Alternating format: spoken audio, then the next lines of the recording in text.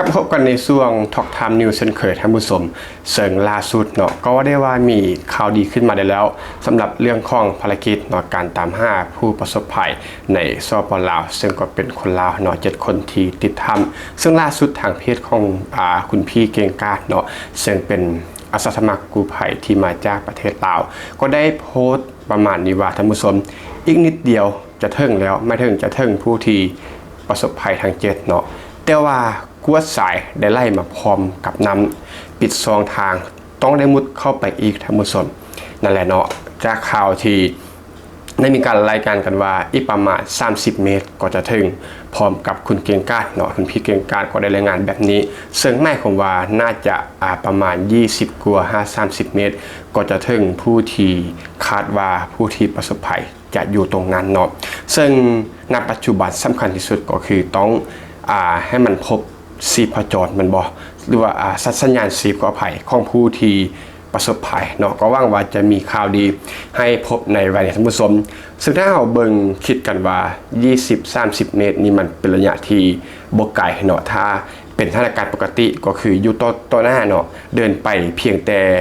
บ่กี่ก้าวก็ถึงแต่ว่าในสถานการณ์ที่แบบยากลำบากแบบนี้ท่านผู้ชมต้องมุดถ้ำต้องฝ่าน้ำเข้าไประยะนี้ถือว่าเป็นระยะที่บ่ได้ไกลเนาะต้องใช้ความพยายามที่ว่าหนักเลยแหละซึ่งทีมกู้ภัยไทยก็บ่ได้ยอมท่านผู้ชมบ่ได้ย่อท้อพากันทำงานเปลี่ยนกะผัดเวรกันก็คือทำงานแทบจะ24 ชั่วโมงก็คือทำงานกันแบบหนักหลายเนาะนี่คือสิ่งที่ณตอนนี้คนลาวแทบจะทางประเทศเนาะบ่ได้ว่าทางประเทศเนาะก็คือรู้สึกขอบคุณแล้วก็ตื่นตันใจสุดๆสำหรับความเสียสละความทุ่มเทของกู้ภัยไทยท่านผู้ชมถ้าจะรู้ว่ากู้ภัยจากไทยนี้ทำงานกัน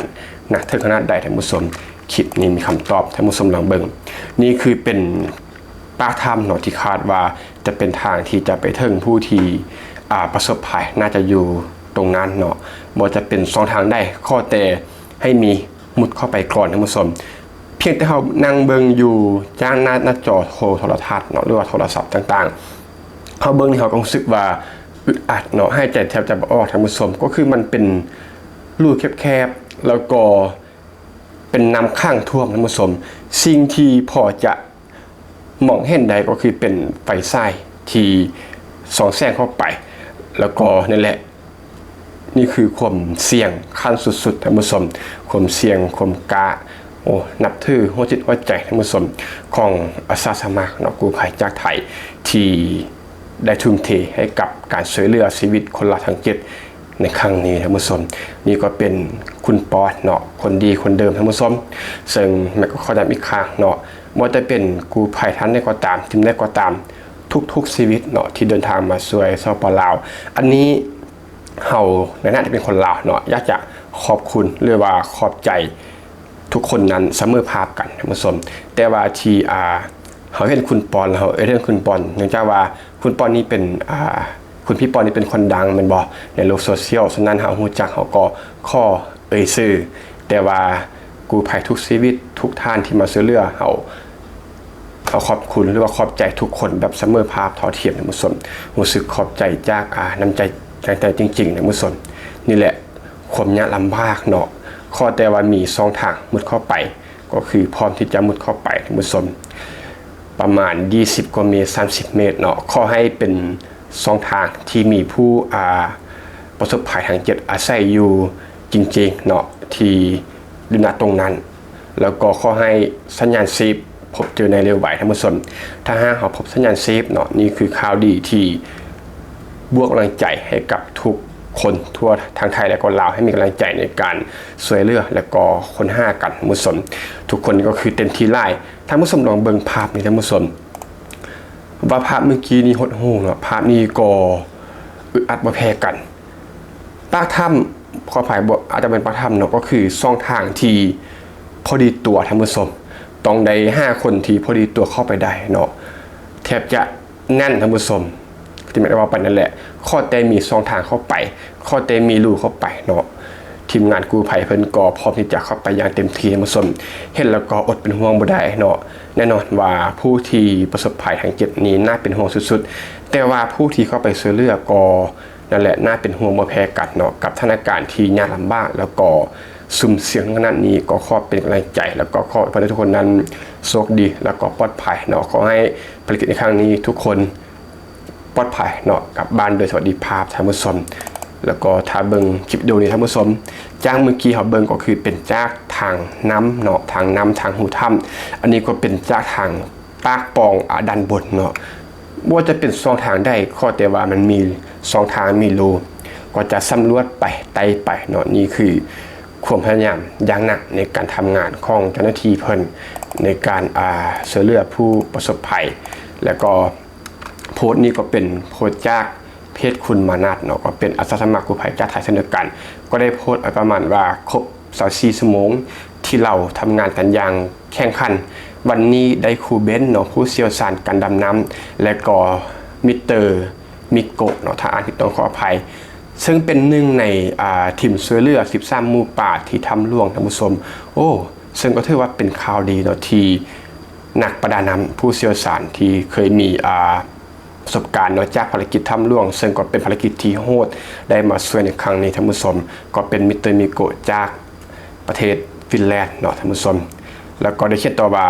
เราจะลุยจนกว่าจะพบสัญญาณชีพของผู้สูญหายและอย่างว่างว่าปาฏิหาริย์ต่อภารกิจครั้งนี้เสมอท่านผู้ชมนั่นแหละก็คือล่าสุดก็สรุปแล้วว่ายังบ่พบสัญญาณชีพเนาะแต่ว่าทุกคนก็บ่ยอมแพ้แล้วก็ประมาณ20กว่า30 เมตรซึ่งคาดว่าจะไปถึงจุดที่คาดว่าผู้ที่ประสบภัยจะอยู่ณตรงนั้นซึ่งคนลาวแล้วก็คนไทยเนาะเชื่อว่าทุกคนขออวยพรให้ภารกิจในครั้งนี้โชคดีแล้วก็อีก30 เมตรข้างหน้าที่ก้าวถึงนั้นบางว่าทาง7จะอยู่กันครบณจุดตรงนั้นแล้วก็อ้อมมาได้อย่างปลอดภัยเนาะท่านผู้ชมสุดท้ายนี้ก็ต้องขอบใจทางทีมงานกู้ภัยจากไทยอีกครั้งแล้วก็ย้ำอีกครั้งว่าทีมงานที่เกี่ยวข้องแล้วก็ทีมงานกู้ภัยจากสปป.ลาวอันนี้เขาก็รู้สึกที่ว่าได้ดีรู้สึกที่ยัดกำลังใจแล้วก็รู้สึกนับถืออยู่แล้วเนาะแต่ว่าที่เขาเทิงกู้ภัยไทยก็คือเนื่องจากว่าเป็นกู้ภัยจากนอกประเทศมันบ่ที่เพิ่นได้เข้ามาช่วยเหลือแบบจริงใจเนาะมาด้วยใจอันนี้เรื่องเกิดอยู่ลาวทุกหน้าที่อยู่แล้วแต่ว่าอันนี้เขาบอกถึงกู้ภัยไทยท่านผู้ชมและนี่ก็คือรายงานล่าสุดท่านผู้ชมข้อมูลอัปเดตล่าสุดเท่าที่มีทั้งหมดณตอนนี้ทางว่ามีข้อมูลยังคืบหน้าเราก็จะมาพบกันอีกครั้งเนาะเกาะติดสถานการณ์นี้จนกลัวจะสำเร็จท่านผู้ชมและแม็กก็จะฝากคลิปเนาะบรรยากาศในการทำภารกิจส่งท้ายท่านผู้ชมได้รับชมไปพร้อมกันและอีพีนี้ก็ต้องขอบใจทุกท่านที่มารับฟังพบกันใหม่ในอีพีต่อไปขอบใจ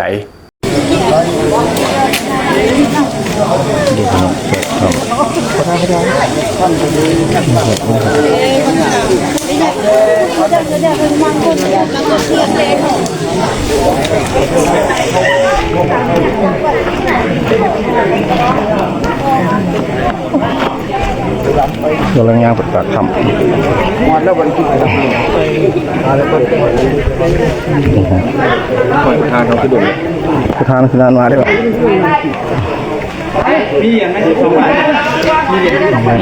ทีมงานไทยเก่งเขาไม่ได้ใช้ไฟแท่งไฟยาวเราไม่ได้ไม่ได้ลำบากโอ้ตัวยาวเลยลำบากว่าได้ใช้ประโยชน์แน่นอนเป็นคำขึ้นเขาไปเรียนบ้านเดี๋ยวขึ้นหา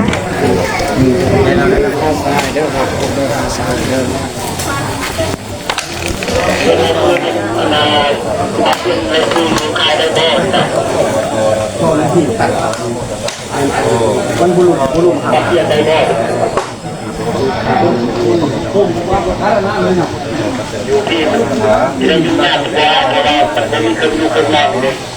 โอ้นี่นะครับท่านมีมาส่ง